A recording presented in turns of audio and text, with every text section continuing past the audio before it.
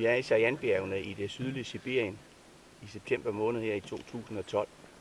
Vi tog hjemmefra i søndags fra København midt på dagen og har en rigtig lang tur over Moskva med lidt ventetid, hvor vi så flyver til Abakan.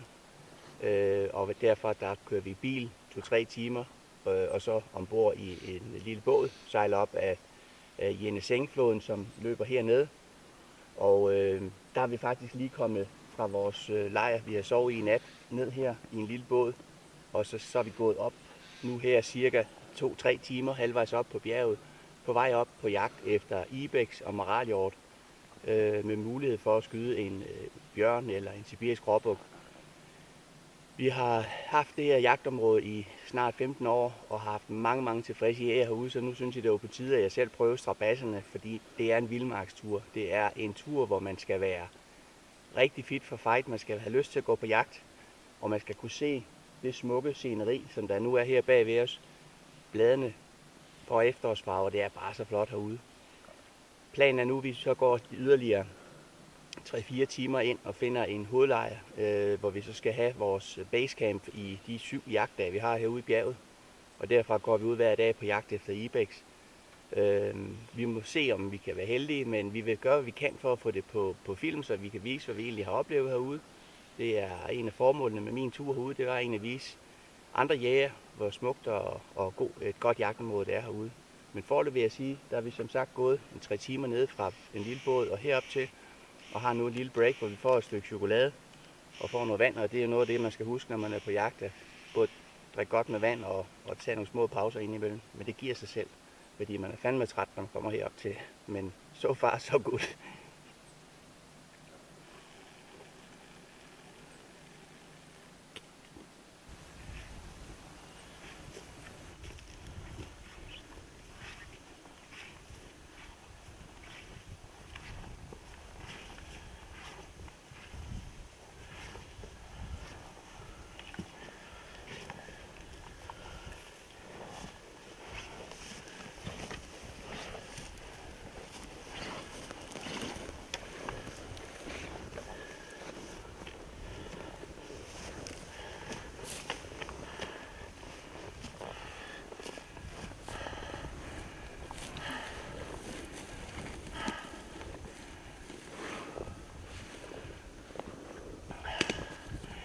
Så er vi på vej op på toppen på vores optur her. Startede vi 9:30 nede ved floden, og nu er vi på noget af det mest stejle, hvor det virkelig trækker tænder ud. Klokken er 3 om eftermiddagen, og vi har vel en time mere op, og så var vi i hovedlejren. Men man har også været sådan lidt brugt i de stive led, så det er sgu meget godt at komme op og få pakket ud og falde lidt til ro. Og begynde at gå lidt på jagt.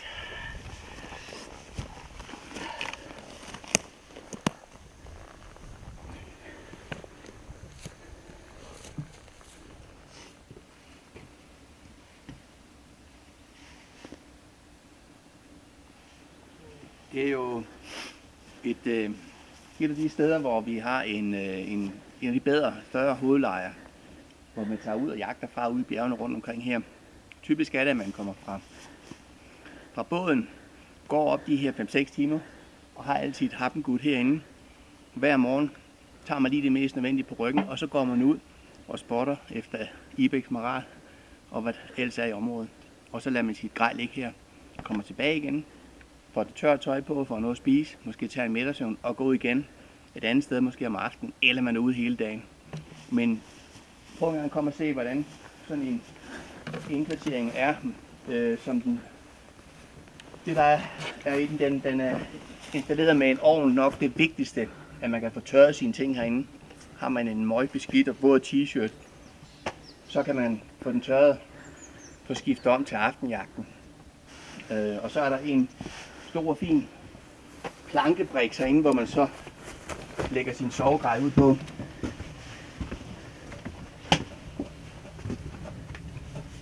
Svært at se, men en god plank, hvor man kan sove 2 mand på. Så bagefter sover en nede på gulvet også. Og så er der en brændeovn eller et komfur, hvor vi kan få tørret vores tøj. Og et bord. Og så er der ellers hyggeligt.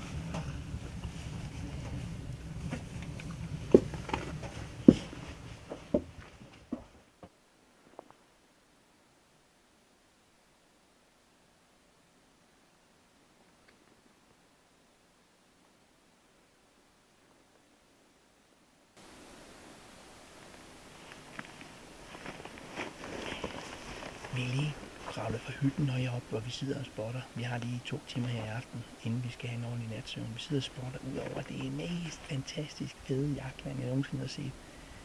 Vi kan se Mongoliet herovre bagved. Vindstille, solen er ved at komme op nu her, efter det har været sådan et halv overskyet hele dagen. Og det er bare flot, flot, flot. Vi har lige spottet en gruppe med 8 ibex, der går herude. Men det er alt for langt bort, så vi kan jagte dem i aften. Men for pokkerne sidder bare her, og det suger til sig. Det er ren medicin for en jæger. Nu skal vi så sidde her og spotte lidt og se, om vi kan se nogle dyr. Og i morgen tidlig er vi nok det samme sted, når solen står op. Og så laver vi en plan for at angribe dem. Så i morgen går vi til dem.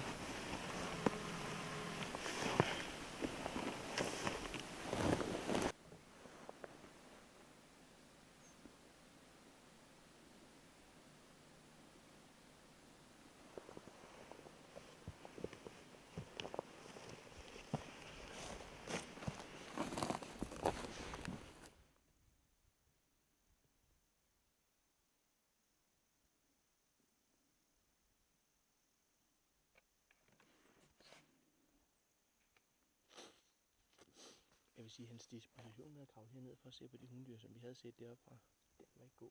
Det er fandme hårdt at komme op igen.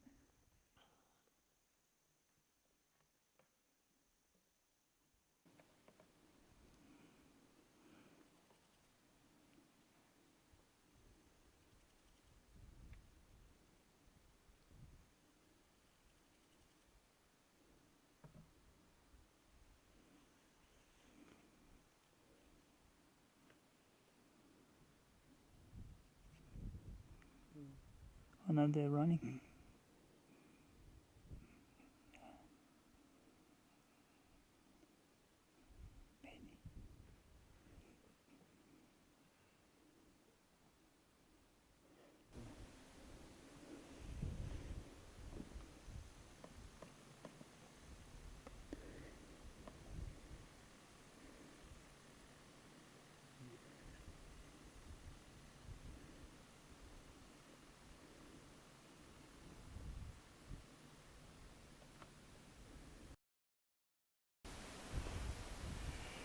Jeg hedder Erik Hagen Petersen fra Diana Jagtrejser, og jeg er her på en tur til Sajanbjergene i det sydlige Sibirien, hvor vi, Diana, sammen med Ansten Østby fra Norge, arrangerer det, man kan kalde en pragtfuld vildmarkstur.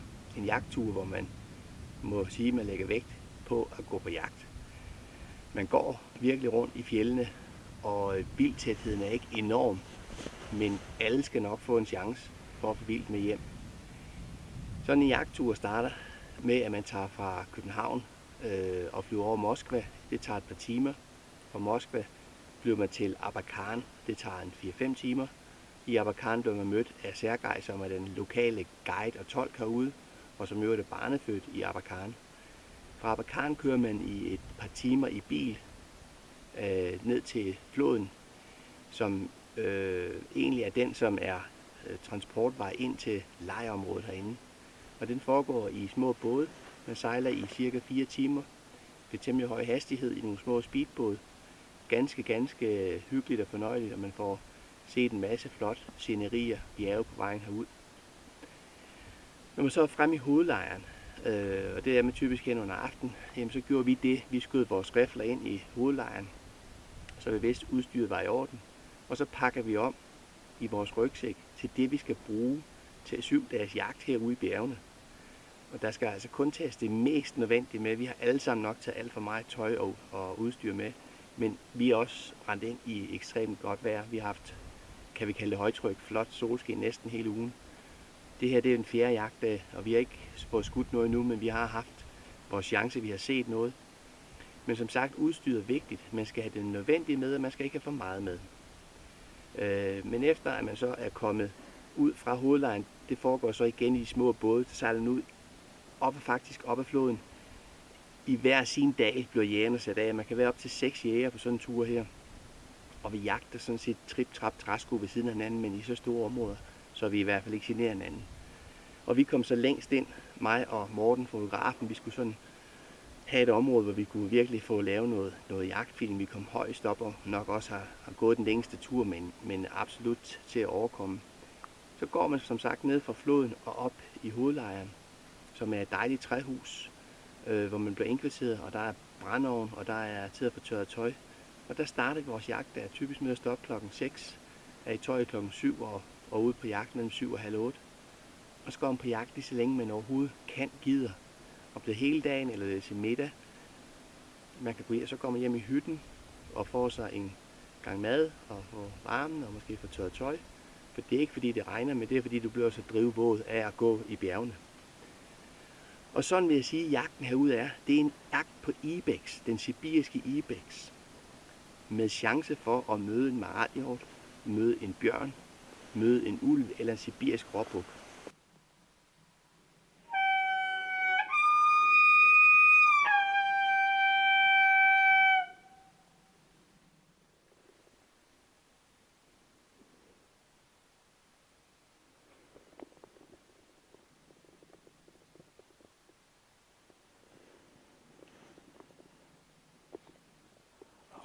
He's going up. He's going up.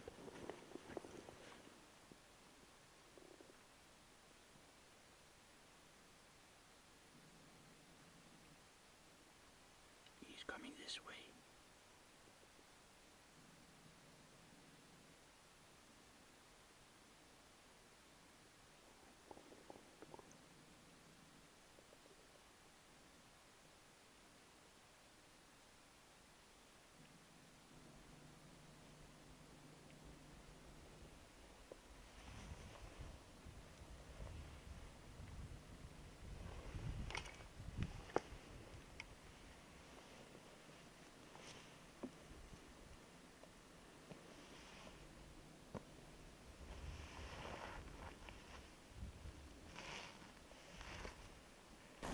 Vi giver det så den aller sidste chance med vores maralhjort, som vi var tæt på i går.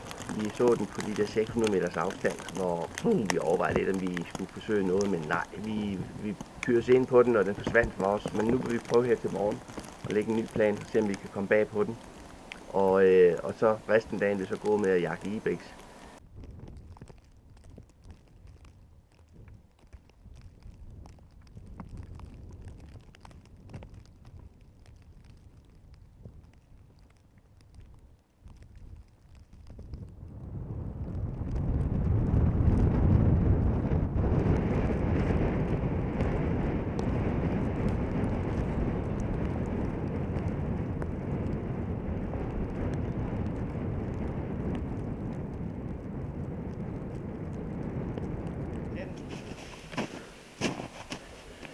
Ja, det er den 25. september, og vores jagttur til Sariani slut for den her gang. Vi har sidste jagtdag i dag, men som I kan se, så er det tåget, småsneer, og vi kan overhovedet ikke spotte noget op fra vores udsigtspunkt heroppe, så vi aner simpelthen ikke, hvad vi skal gå efter. Vi havde i går aftes fint vejr, hvor vi så under os her, der var nogle ibex, som vi ville gå efter, men det er ganske umuligt. Så her inden for ganske kort tid begynder vi at pakke vores lejr sammen i vores store rygsæk, vores sovegrej og vores rifler og ting og sager. Og begynder at begive os ned her og skal ind ned under hernede ved floden. En nedstigning på en 3 timer, vil jeg tro, eller 4 i det her vejr. Og så sejler vi ind til vores hovedlejr, hvor de andre gutter forhåbentlig også er kommet ind, og hvor vi kan se, om nogen af os har skudt noget.